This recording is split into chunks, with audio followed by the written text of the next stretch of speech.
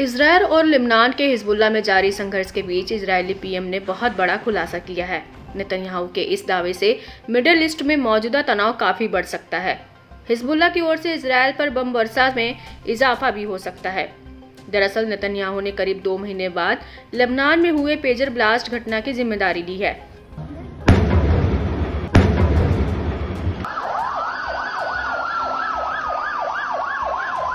Israeli media की माने तो नेतन्याहू ने रविवार को साप्ताहिक कैबिनेट मीटिंग के दौरान ये बात कबूल की है।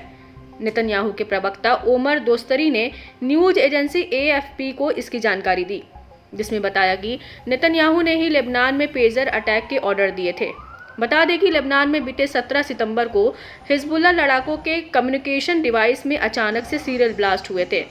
इसके अगले ही दिन वॉकी टॉकी में भी विस्फोट हुआ था।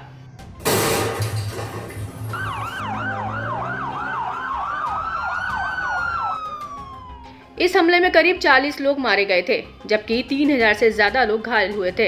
हिजबुल्लाह ने इन हमलों के पीछे इजरायल का ही हाथ बताया था। यहां तक कि मौजूदा संघर्ष में शक की सुइयां इजरायल पर ही अटकी हुई थी, मगर इजरायल ने अब तक इसकी जिम्मेदारी नहीं ली थी।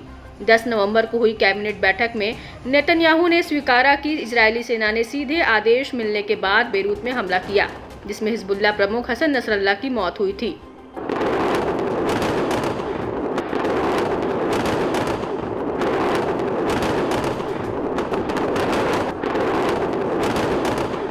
टाइम्स ऑफ इजरायल के मुताबिक नेतन्याहू ने कहा कि डिफेंस एजेंसी और सीनियर अधिकारी पेजर अटैक और हिजबुल्लाह चीफ हसन नसरल्लाह को ढेर करने के ऑपरेशन के खिलाफ थे।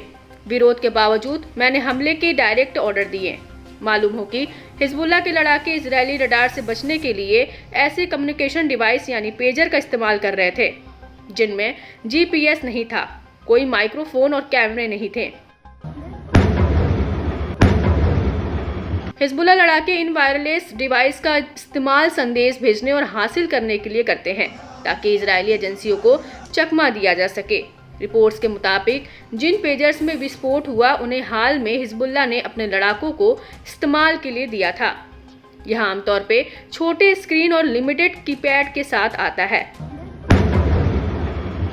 एक के बाद एक पेजर ब्लास्ट से भड़के लेबनान के हिजबुल्लाह समूह ने इजरायल पर मानवता टेक्नोलॉजी के खिलाफ एक भयंकर युद्ध छेड़ने का आरोप लगाया था। दरअसल हिजबुल्लाह के गढ़ों में हजारों पेजर फटे थे।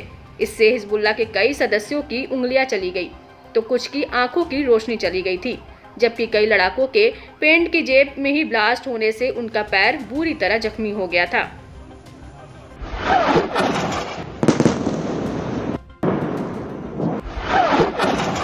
बता दें कि 7 अक्टूबर 2023 को हिजबुल्लाह ने हमास के समर्थन में इजरायल पर हमले शुरू किए। इससे युद्ध गाजा के अलावा दूसरे मोर्चे पर भी शुरू हो गया।